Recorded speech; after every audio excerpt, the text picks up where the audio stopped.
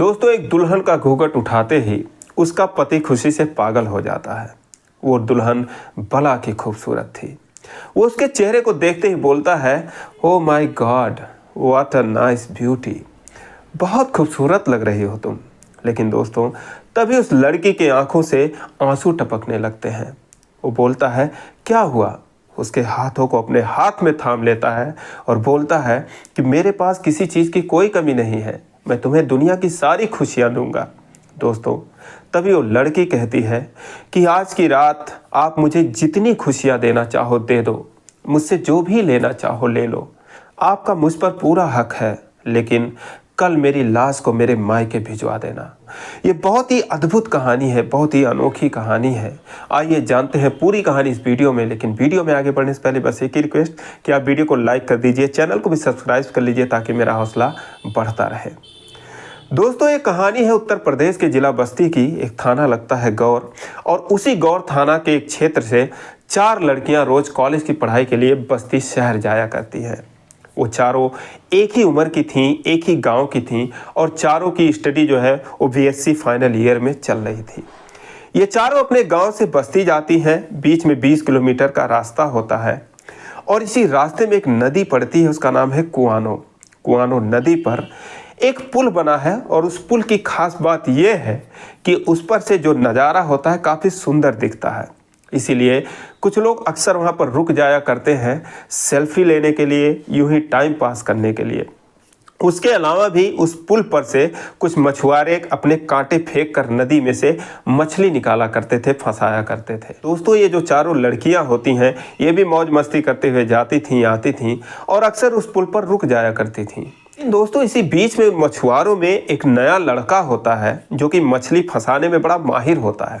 उसका नाम होता है सोनू निषाद। उसके चारों में न जाने ऐसी कौन सी खासियत थी, उसके अंदर ऐसी कौन सी कला थी कि वो सबसे ज़्यादा ही मछली फंसाता था। दोस्तों, इन चारों लड़कियों में एक लड़की का नाम होता है सीमा सिंह।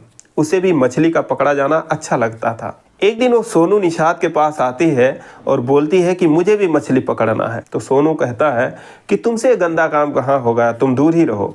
तो बोलती है, क्यों? मैं भी मछली खाती हूँ, गंदा क्या है इसमें?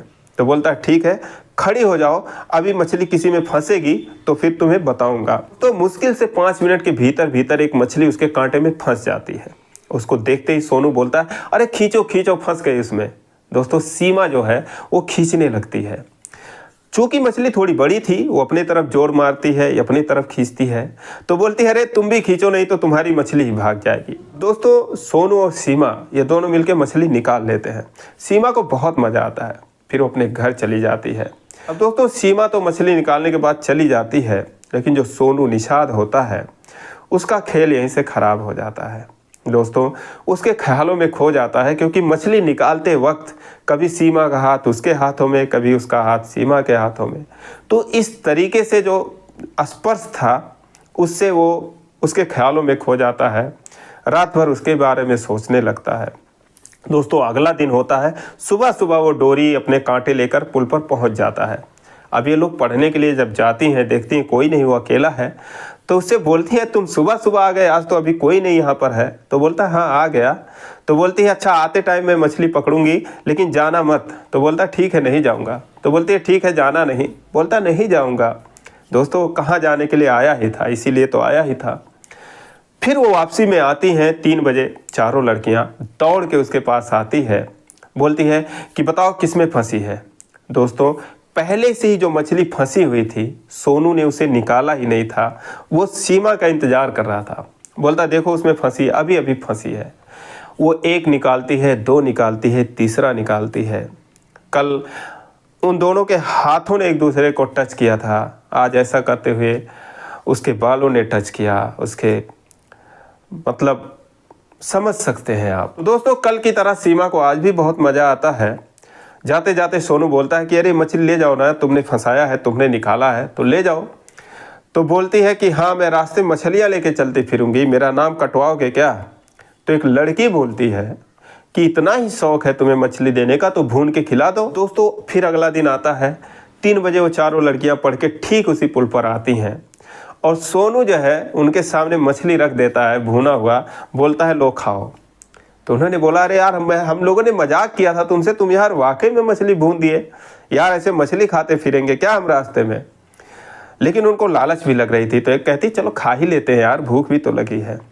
दोस्तों पुल के नीचे जाते हैं चारों लोग, सोनू भी जाता है, आराम से मछली खाते हैं। तो उसके बाद नदी में ही वो पानी पीते हैं, अपना हाथ मुंह धोते हैं। दोस्तों फिर वो चारों अपने रास्ते चली जाती हैं।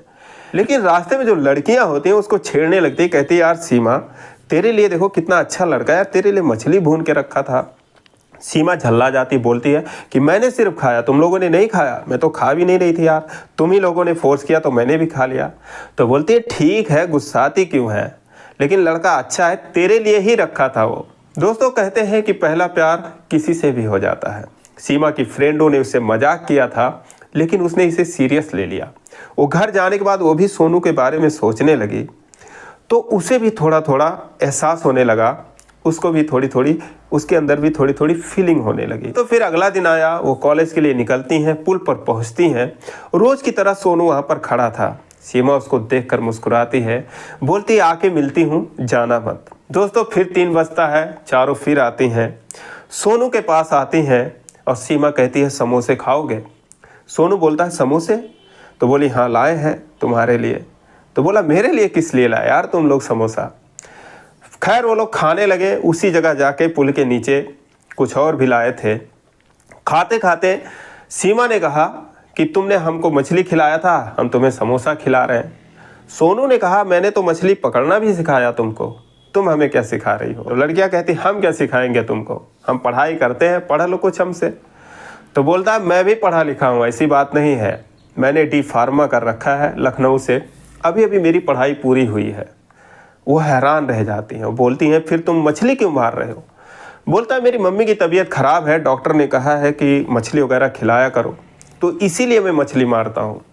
और मेरा कास्ट भी यही है, मेरा नाम है सोनू निषाद, बगल का ही गांव जो बेतौहा है। सोनू बोला कि मैं बेतौहा के ही रहने वाला हूँ, जात का मल्लाह हूँ, तो इसलिए मछली मारता हूँ, पकड़ता हूँ, कभी कभी वैसे मेरे पिताजी मारा करते हैं। दोस्तों मात्र 2 ही 4 दिनों की मुलाकात के बाद सीमा और सोनू एक दूसरे को चाहने लगते हैं।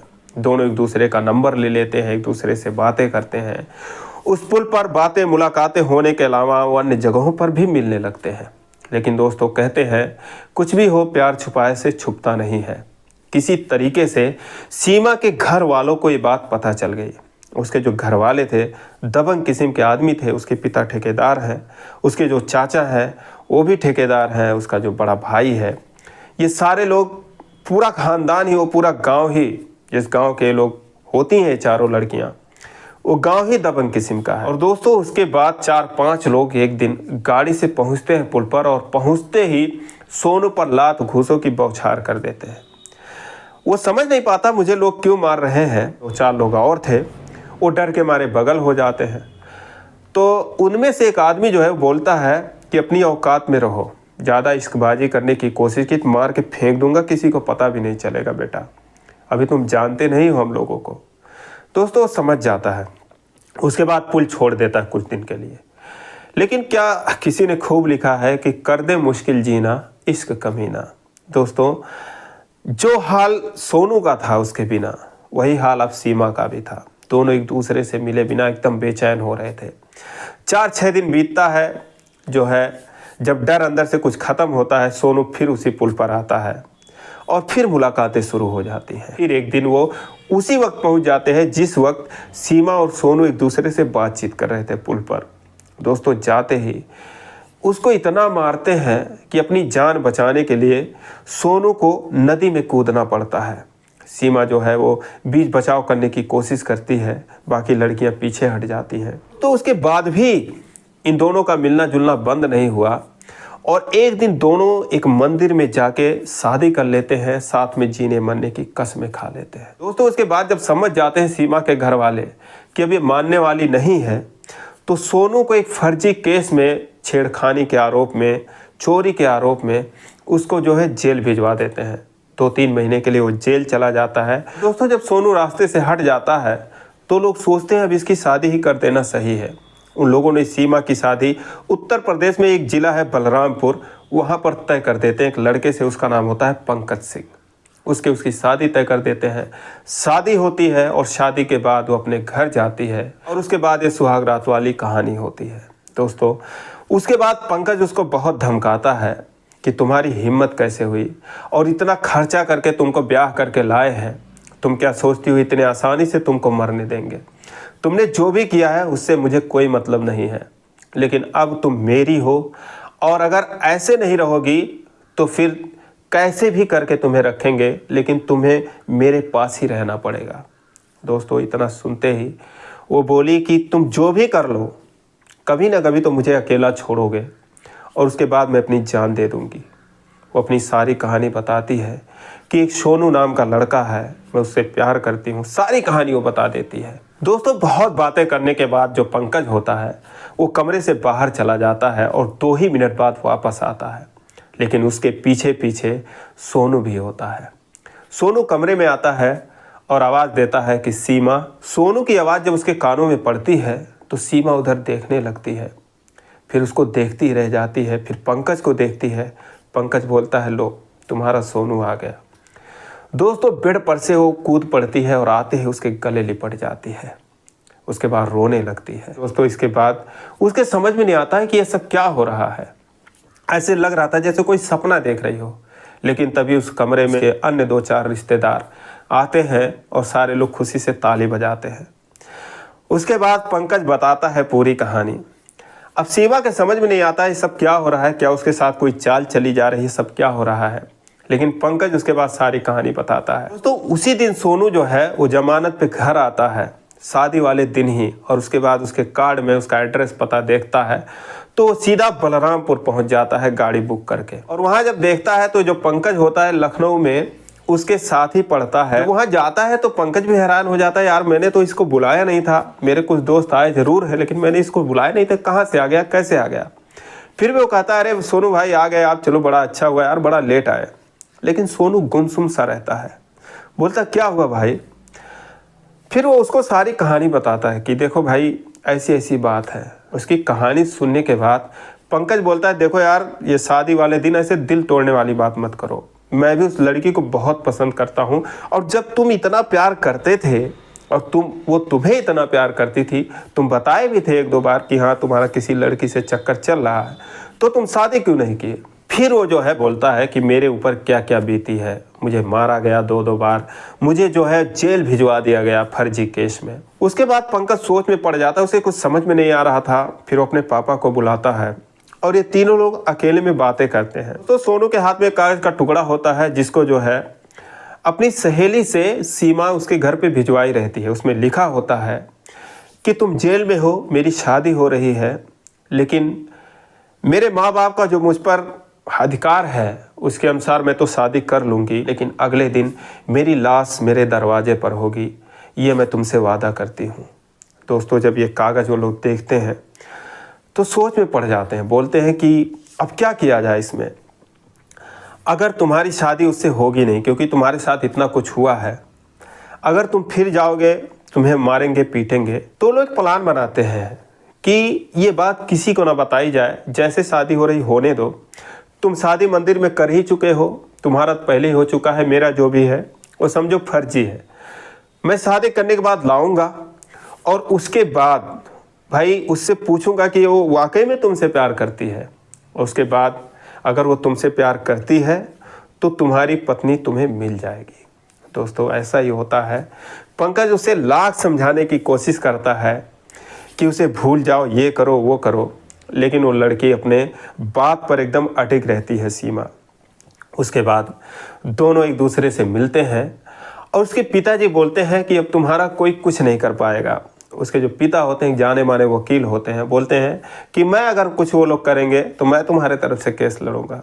दोस्तों आखिर में सारे लोग ताली बजाते हैं, खुशियाँ मनाते हैं, सब कमरे से निकल जाते हैं और पंकज और उसके दोस्त वहाँ बसते हैं।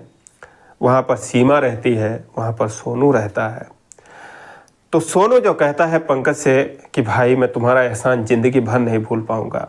पंकज कहता है साले जाके हनीमून मनाओ, दिमाग मत ख़राब करो, और ऐसी लड़की मुझे चाहिए, मेरे लिए भी तुम ढूंढ के कहीं से भी लाओगे, मैं कुछ नहीं जानता। दोस्तों इसके बाद सारे कमरे से बाहर निकल जाते हैं और ये एकदम सच्ची कहानी है, एकदम हकीकत कहानी ऐसे ही हुआ है। 2021 की ये कहानी है, लेकिन अक्सर ऐसी कहानियाँ ना तो मीडिया में आती है ना तो पेपर में आते हैं। मुझे ये पता चली, मुझे लगा आपसे शेयर करना चाहिए। आप भी कमेंट करके ज़रूर बताएं ये कहानी कैसी लगी, और ज़रा से भी अच्छी लगी हो तो यार चैनल को सब्सक्राइब करना, वीडियो को भी लाइक करना। फिर मिलेंगे अगले वीडियो में, तब तक के लिए जय हिंद।